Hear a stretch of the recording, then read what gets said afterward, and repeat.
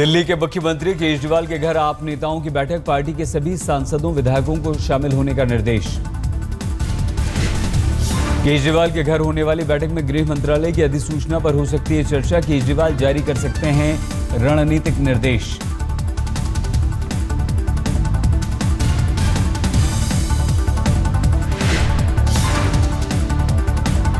केजरीवाल ने विधानसभा की आपात बैठक बुलाई, 26-27 मई को विधानसभा का विशेष सत्र, अधिसूचना के खिलाफ राष्ट्रपति को प्रस्ताव भेजने की भी तैयारी।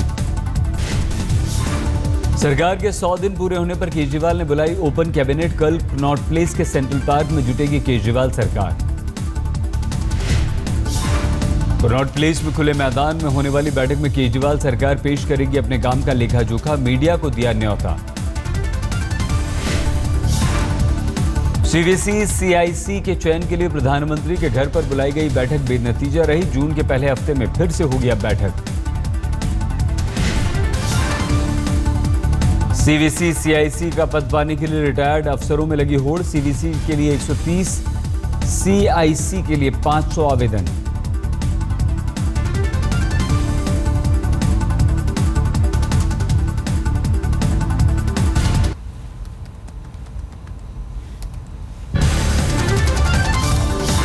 मनीष सिसोदिया ने कहा दिल्ली सरकार के पास हो ट्रांसफर और पोस्टिंग का अधिकार, आज तक से बातचीत में जताई मंशा।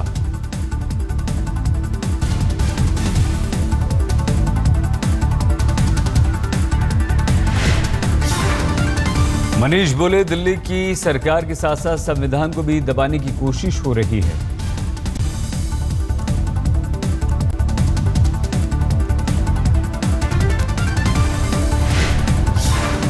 अनकॉन्स्टिट्यूशनली संविधान को एकदम किनारे रख के संवैधानिक रूप से दादागिरी दिखाते हुए आदेश पारित कर दिया केंद्र सरकार ने, तो ये तो अब इसको आप विक्टिम कही, जो भी गलत हो रहा है उसके खिलाफ तो हम बोलेंगे।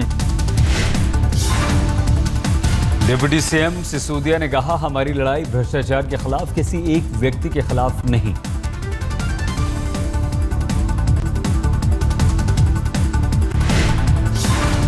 सिसोदिया ने केंद्र सरकार पर विश्वासघात करने का बढ़ा आरोप, बोले पीएम ने कही थी दिल्ली को पूर्ण राज्य का दर्जा देने की बात।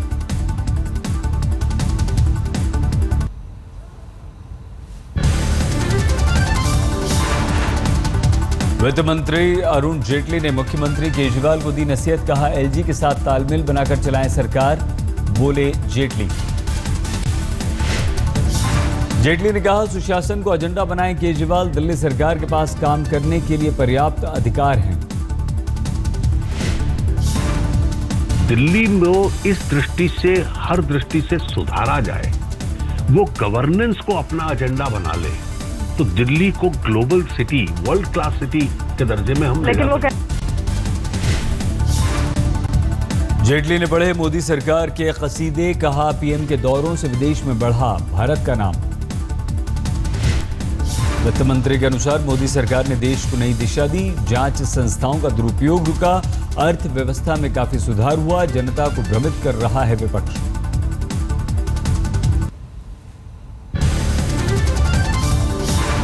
भूमि बिल पर बनी संसद की संयुक्त समिति ने आम लोगों से मंगाए सुझाव, लोकसभा सचिवालय की तरफ से वेबसाइट पर लोगों से अपनी राय रखने को कहा गया। कमेटी ने अलग अलग संगठनों के साथ लोगों से अपनी व्यक्तिगत राय देने को कहा, 8 जून तक मंगाए गए सुझाव ज्वाइंट कमेटी को मानसून सत्र के पहले सौंपनी है रिपोर्ट।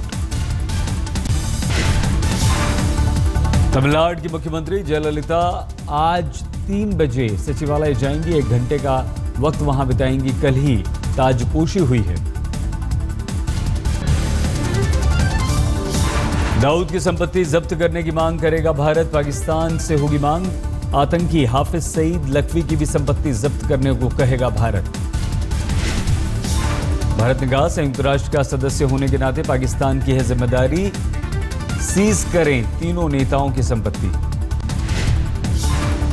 गृह मंत्री राजनाथ सिंह ने कहा पाकिस्तान आतंकवाद से निपटने में बढ़ा है सक्रिय साझेदारी, खुद आतंकवाद की समस्या से जूझ रहा है पाकिस्तान।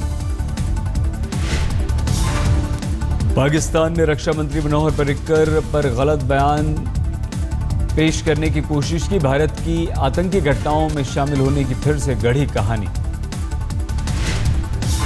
पर्रिकर ने आतंकवाद को खत्म करने के लिए आतंकवादियों के इस्तेमाल की बात कही थी। पाकिस्तान के राष्ट्रीय सुरक्षा सलाहकार सरताज अजीज ने इसे दूसरे देशों में आतंकवाद को बढ़ावा देने से जोड़ा।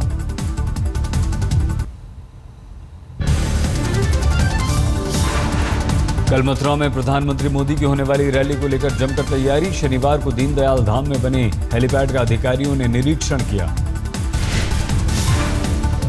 रैली की तैयारियों का जायजा लेने ओम माथुर भी पहुंचे। सरकार के 1 साल पूरे होने पर मोदी की हो रही है रैली।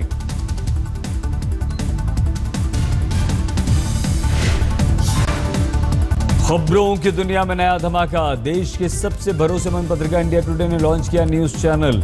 प्रधानमंत्री मोदी ने ट्वीट करके दी बधाई।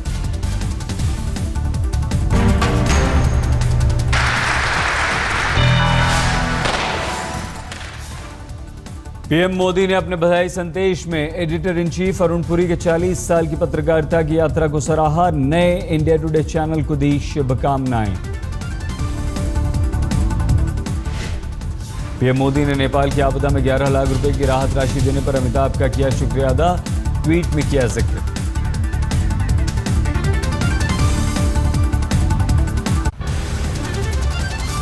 आरक्षण की मांग पर रेलवे ट्रैक पर बैठे गुर्जरों से राजस्थान सरकार की वार्ता विफल। गुर्जरों की धमकी, तेज करेंगे आंदोलन।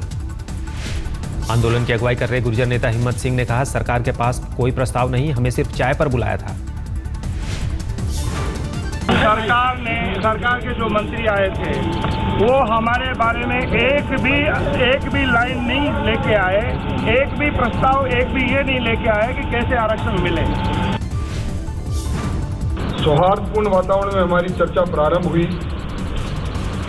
राज्य सरकार ने अपना मंतव्य स्पष्ट किया।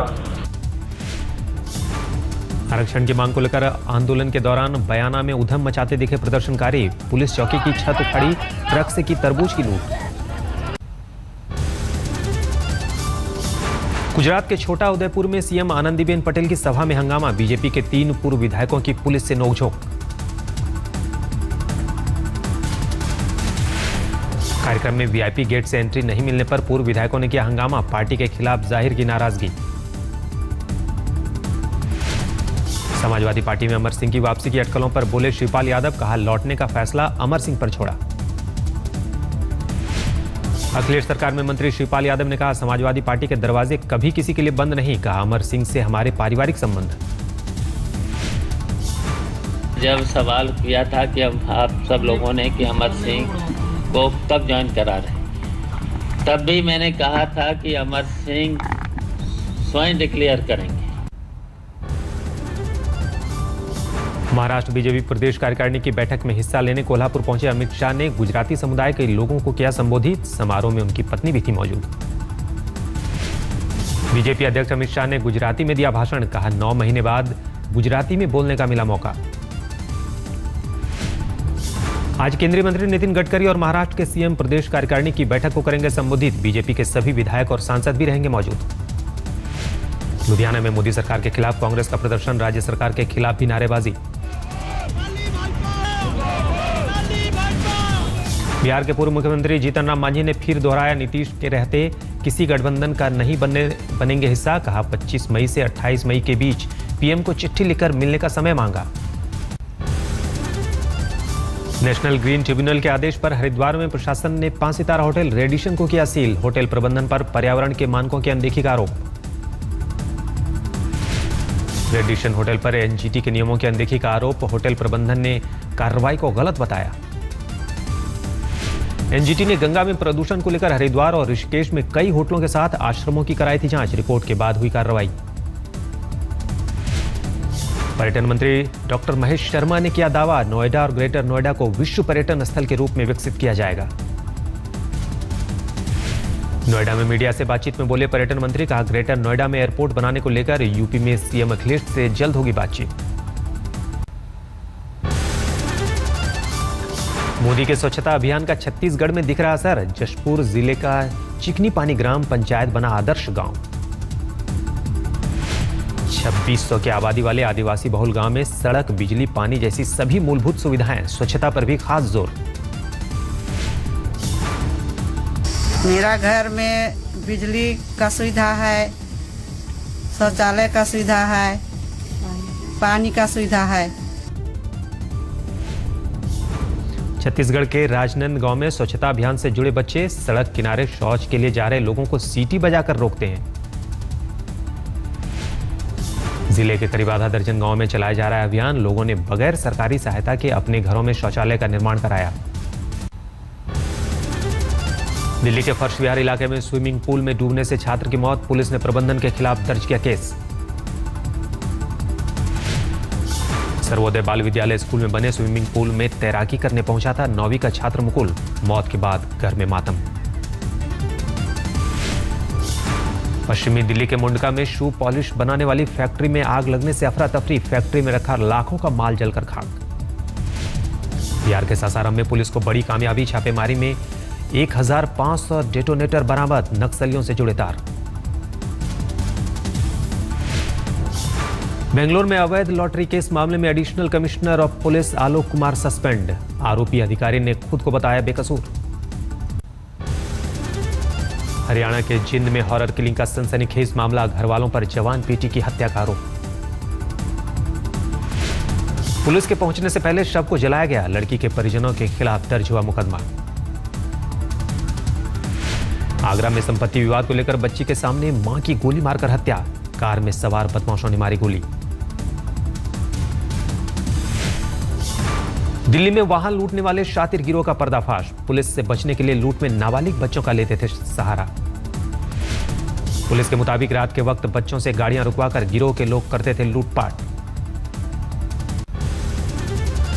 देश के कई राज्यों में गर्मी से हाहाकार। प्रचंड गर्मी से आंध्र प्रदेश और तेलंगाना में 200 से ज्यादा लोगों की मौत। तेलंगाना में गर्मी से 128 लोगों के मरने की खबर। दोनों राज्यों के कई जिले भीषण गर्मी की चपेट में। आंध्र के मुख्यमंत्री चंद्रबाबू नायडू ने मृतकों के परिजनों को 1-1 लाख की मुआवजे का किया ऐलान। कहा धूप में घरों से बाहर ना निकलें लोग। देश की राजधानी दिल्ली में भी भीषण गर्मी। शनिवार को 44.5 डिग्री पहुंचा पारा। दिल्ली में हीट वेव घोषित हुआ है, जो कि सामान्य से 5 डिग्री ज़्यादा है। और अगर मेट्रोलॉजिकल डेफिनेशन देखें तो इसको हम मेट्रोलॉजिकली एक हीट वेव के रूप में डिक्लेयर कर सकते हैं।